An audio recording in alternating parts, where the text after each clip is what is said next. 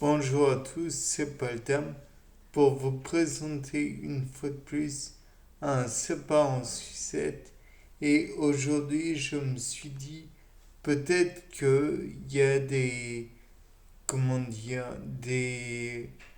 phénomènes qui se produisent qui ressemblent un peu à ceux de la crevette pistolet, mais non pas dans les bas-fonds océaniques comme je l'avais dit dans le 346, mais bel et bien sur Terre. Et là, on peut se demander où est-ce qu'il pourrait y en avoir. Et donc, peut-être que sur des terrains très secs, il y aurait des bactéries qui produiraient pour échapper à leurs prédateurs, ou bien au contraire, pour chasser leur proie, si je puis dire, euh, ferait des genres de petits tourbillons de poussière, et ce avec des flagelles. Bien sûr, on peut avoir des doutes. Mais s'il y a une règle que l'on peut appliquer, c'est la règle de l'effet Venturi. Savoir que s'il y a un petit creux permettant de débarrasser des ondes de souffle, des courants de fluide, plus il est resserré, plus un endroit, plus le fluide sera important. Donc, si l'échappée du fluide sera importante, donc si l'on imagine que l'échappée du fluide en question est celle de l'air, alors on peut envisager que cette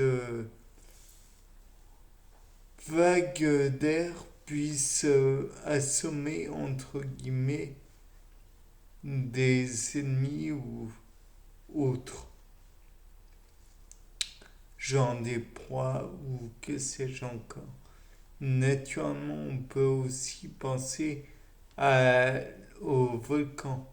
Le volcan en lui-même peut produire des nuées ardentes. Bon, de là, on se dit merveilleux, une nuée ardente pour une bactérie, peut-être pas comme. Mais il existe des bactéries qui peuvent résister à des températures phénoménales.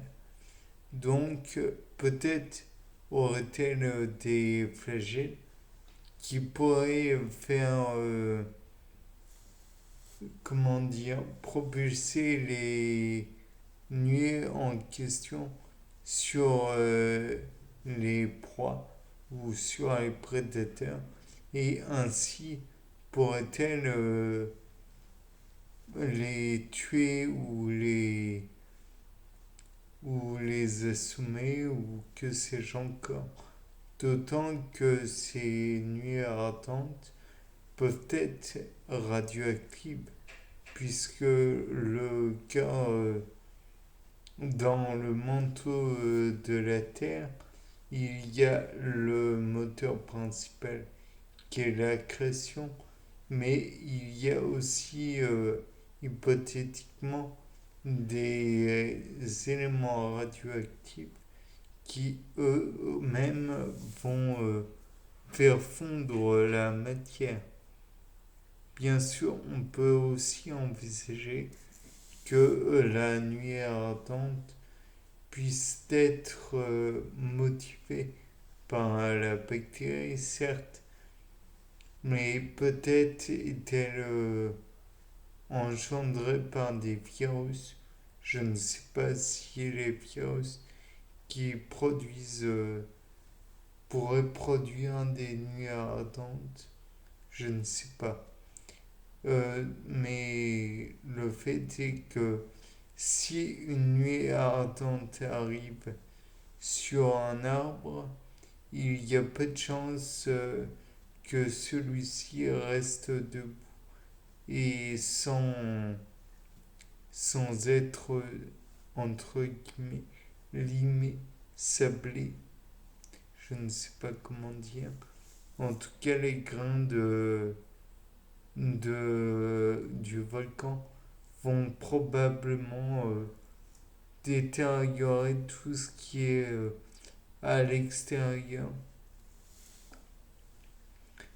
Et comme on le rappelle dans l'effet Doppler, la théorie Doppler, plus une onde de choc est proche, plus un son est proche, plus il est fort. Donc on pourrait imaginer que plus enfin l'intensité du son est importante, on pourrait peut-être généraliser cela à d'autres phénomènes comme éventuellement la coulée de boue qui ferait que plus la coulée de boue est proche, plus les effets se font sentir. Bon, ça c'est évident. Mais étant donné que la coulée de boue va vite éventuellement, peut-être pourrait-elle pousser aussi de air qui pourrait pré-balayer la, ce qu'il y a devant elle et en même temps pourrait casser quelques obstacles. On pourrait envisager que pour la nuit ardente, il se passe exactement la même chose.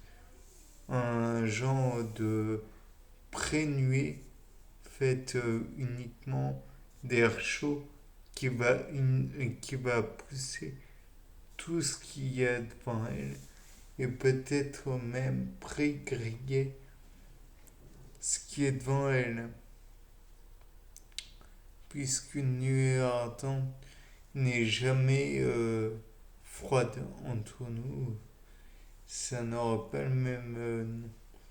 Et il est possible que, bien sûr, cela puisse endommager les structures qui sont devant elle, mais aussi on pourrait supposer que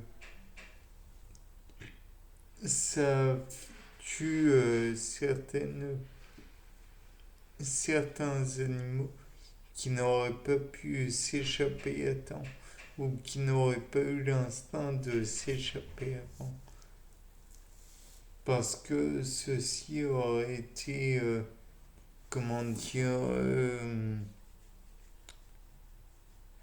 trop, trop lent pour échapper à cette nuit ardente.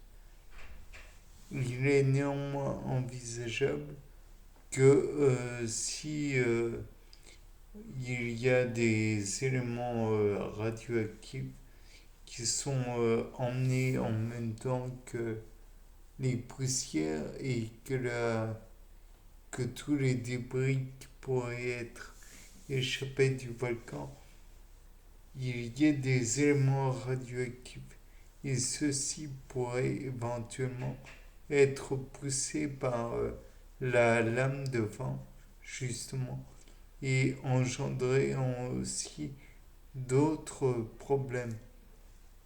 Bon, c'était Paul Dame pour vous présenter un nouveau sapin en Suisse. Au revoir.